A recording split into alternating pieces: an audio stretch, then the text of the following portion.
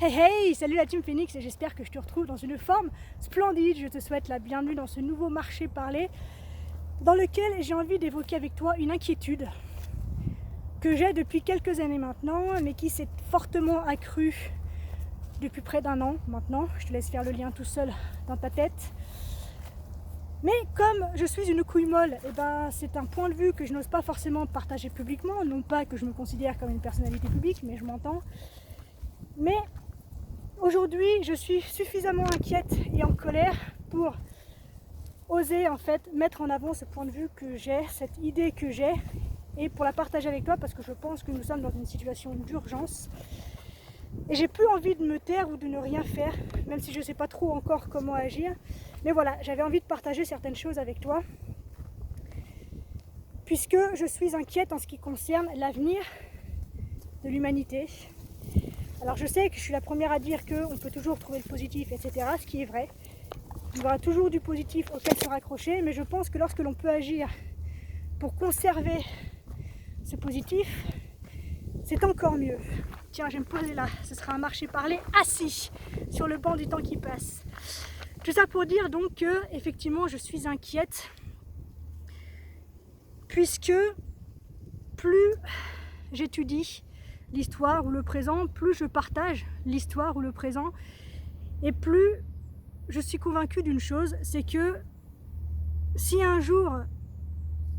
l'espèce humaine devait être complètement rayée de la planète, eh bien ce ne serait pas à cause de la cruauté, de la violence, de l'indignation qu'elle suscite ou même des représailles ou de la vengeance qu'elle peut attirer à elle, mais la docilité. La docilité, l'absence de responsabilité et cette incapacité qu'a l'homme aujourd'hui de réfléchir tout seul, de prendre du recul, de développer un esprit critique. Et donc, notre acceptation vile et complètement servile du moindre décret public sous prétexte qu'un homme à lunettes et à blouse blanche nous dit que c'est comme ça qu'il faut faire et que du coup, parce qu'il a une position d'autorité ou de sachant, il a parole d'évangile et du coup, on acquiesce, on dit amen et on fait sans se poser de questions. Et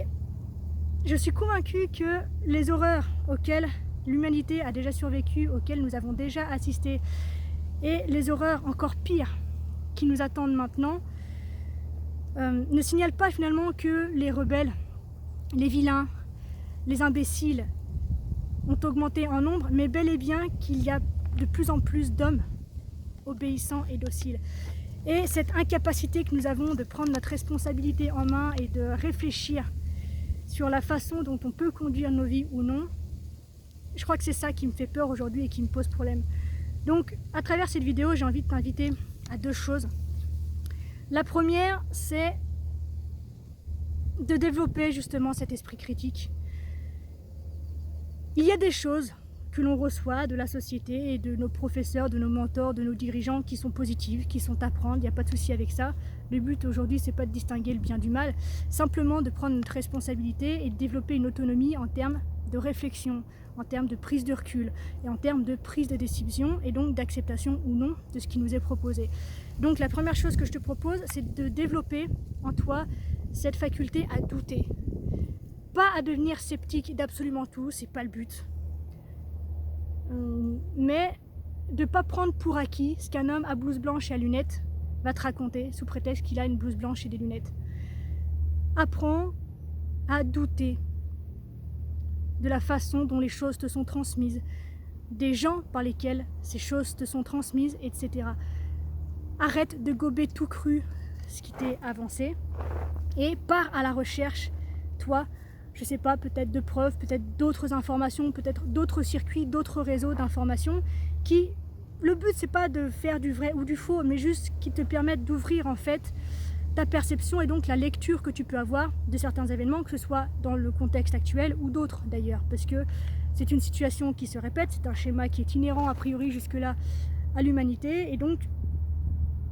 aujourd'hui effectivement je fais appel à ça face au contexte dans lequel on se trouve, mais c'est une aptitude que tu peux développer pour n'importe quelle chose qui se passe dans ta vie, que ce soit face à tes parents qui t'imposent une carrière professionnelle alors que toi tu as envie de faire autre chose, que ce soit tes profs qui te disent que tu es un imbécile alors que toi tu t'en fous, de toute façon tu n'as pas envie de faire des maths dans ta vie, tu as envie de faire autre chose, etc. Mais aujourd'hui donc, première chose, développe cette capacité à douter, cette capacité à être sceptique, cette capacité à aller toi-même à la recherche de réponses à certaines questions. Je te demande pas de te transformer en scientifique et de tout savoir sur absolument tout, bien sûr, mais simplement d'être suffisamment curieux, d'être suffisamment en amour et en respect de la personne que tu es et des personnes qui t'entourent et que tu aimes pour faire ce travail en fait d'information, de réinformation, pour ensuite faire les choix qui te semblent justes dans un sens ou dans un autre. Mais donc apprends à développer cette capacité à douter. La seconde chose que j'avais envie de partager avec toi, c'est je pense qu'il est grand temps que l'on redéveloppe une forme de singularité, que ce soit au niveau mondial ou que ce soit au niveau individuel, puisque aujourd'hui la mode c'est le conformisme. Et c'est terrible parce que même à échelle mondiale, par exemple, tu peux te déplacer aujourd'hui dans n'importe quel pays, tu pourras retrouver les mêmes magasins, tu pourras retrouver les mêmes enseignes, tu pourras retrouver les mêmes produits, tu pourras retrouver les mêmes visages au cinéma, les mêmes visages sur les publicités dans les rues. Et finalement, on n'a plus ce sentiment en fait d'unicité, quel que soit l'endroit où la personne face à laquelle on se trouve. Et je trouve ça extrêmement dommage, mais du coup ça nous oblige à développer une pensée qui est conformiste et ça nous oblige à rester dans un chemin, une fois de plus, qui est tracé par des autres, des gens qui ont des intérêts qui ne nous concernent absolument pas. Et du coup,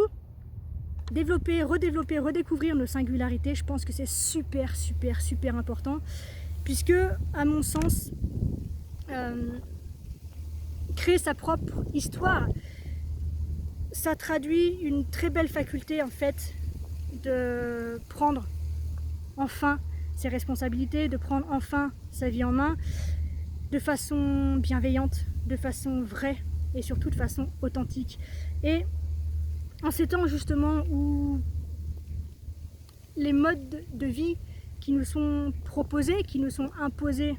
de manière un peu détournée, elles se nivellent surtout autour en fait de la mode et des valeurs communes globalement libérales que nous vend la société.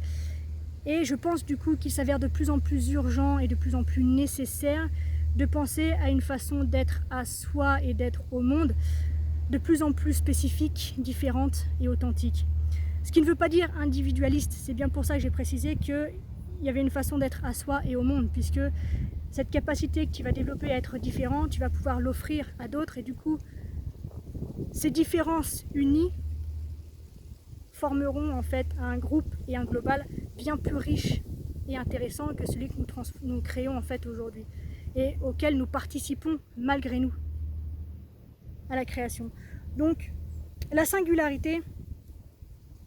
je pense que c'est vraiment un mode de vie qu'il faut que l'on acquiert, qu'il faut que l'on mette en place, chacun à son rythme, chacun à son échelle, mais la singularité en fait va nous inviter justement, on revient au point numéro 1 que j'évoquais avec toi tout à l'heure, ça va être une manière en fait de ne pas toujours penser et faire ce qui est dicté, plus ou moins clairement, plus ou moins de manière induite, de manière implicite par la société, par les gouvernements, par, une fois de plus, toutes celles et ceux à qui on donne une quelconque forme d'autorité. Et du coup, tout ça passe par justement cette capacité à se donner du temps pour réfléchir, pour prendre de la distance et établir la critique nécessaire juste face aux événements, aux circonstances qui se présentent dans nos vies. Et tout ça en fait dans le but de faciliter et d'ouvrir une nouvelle compréhension des choses, de faciliter la digestion et la mise en perspective de toutes nos actions, de tous nos choix de vie et de nos pensées, etc. Je pense que tu connais le modèle de Brooke Castillo. Les circonstances génèrent chez nous des émotions qui génèrent chez nous des pensées, qui génèrent des émotions, qui génèrent des actions, qui créent des résultats et qui viennent confirmer la pensée de départ, etc. Et donc du coup, le développement de notre singularité va nous permettre justement de faire des choix, de développer des pensées qui sont en cohérence avec nos valeurs, avec nos choix de vie et non pas avec ce qui nous est imposé par la société et face auquel on a envie de se sentir respecté, face auquel on a envie de se sentir admis Et en fait, par peur du rejet, par peur de ne pas être aimé, on s'oblige à accepter des choses qui sont juste inacceptables en fait. Donc en mettant l'amour de soi, la bienveillance de soi et donc la singularité en avant dans ta vie, tu vas pouvoir développer cette capacité à prendre du recul justement, à aller chercher l'information qui est juste pour toi pour faire des choix en conséquence. Des choix qui te paraissent justes, qui te paraissent bienveillants tant pour toi que pour ton entourage que pour le monde dans lequel tu vis. Et je pense que là-dedans, le plus délicat, ça reste de s'autoriser justement à ne pas penser comme tout le monde, à ne pas faire systématiquement comme les autres. Et le tout en restant un citoyen responsable et adulte, un modèle pour nos enfants, capable à la fois finalement de critiquer et d'agir face à ce qui dysfonctionne, ou en tout cas qui semble peut-être anormal, tout en valorisant aussi ce qui va bien, ou les efforts et les progrès qui sont réalisés, que ce soit de ta part, que ce soit de la part de ton entourage, de tes collègues ou encore même de la société. Parce que oui, il y a de belles choses qui se passent, on ne les médiatise pas celles-là parce que c'est trop positif, il ne faut pas qu'on aille bien, mais il y a de très belles choses qui se passent partout et donc en apprenant à les regarder, le monde peut vite évoluer dans un sens qui nous est positif et bienveillant. Donc en fait aujourd'hui à travers cette vidéo marché parler immobile, je t'invite en fait à sortir de cette apathie dans laquelle on nous loge et on nous love depuis des années maintenant. L'apathie, si je ne me trompe pas, ça vient du grec apatheia, et apatheia c'est l'absence de souffrance. L'absence de souffrance et l'incapacité ou le refus d'éprouver de la douleur. Et aujourd'hui, cette douleur, c'est celle de l'affliction de notre monde. Et je pense qu'aujourd'hui, on a besoin de faire preuve de courage, d'aller affronter cette douleur pour faire des choix qui nous correspondent, pour faire des choix qui sont véritablement les nôtres et pour reprendre en main notre avenir et l'avenir du monde, parce que je pense sincèrement qu'il est, pour l'instant, il est sombre. La lumière gagne du terrain et de plus en plus de conscience s'éveille. Mais il est temps de se réveiller, il est temps de prendre les choses en main, il est temps de se reprendre en main, donc dans notre singularité, dans notre capacité à réfléchir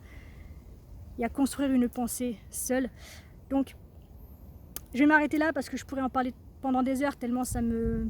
remue, mais positivement, parce que j'ai envie de faire plein de choses, j'ai envie de pouvoir participer et contribuer à la reconstruction d'un monde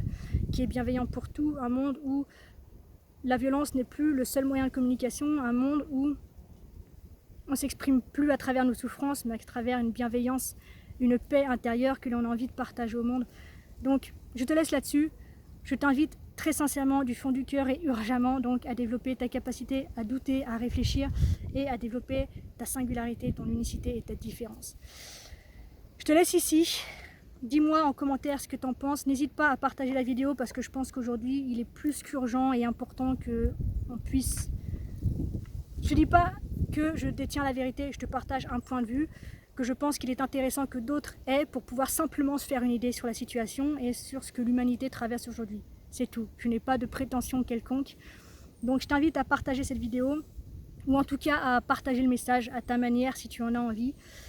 Je te laisse donc ici, réfléchis bien à tout ce que je te dis, mets des actions en place, parle, partage, agis. Je t'aime, prends bien soin de toi, sois reconnaissant envers la vie et surtout n'oublie jamais que tu es la personne la plus importante de ta vie et que de ce fait, tu mérites ce qu'il y a de meilleur. Mais c'est à toi de le construire. À la revoyure.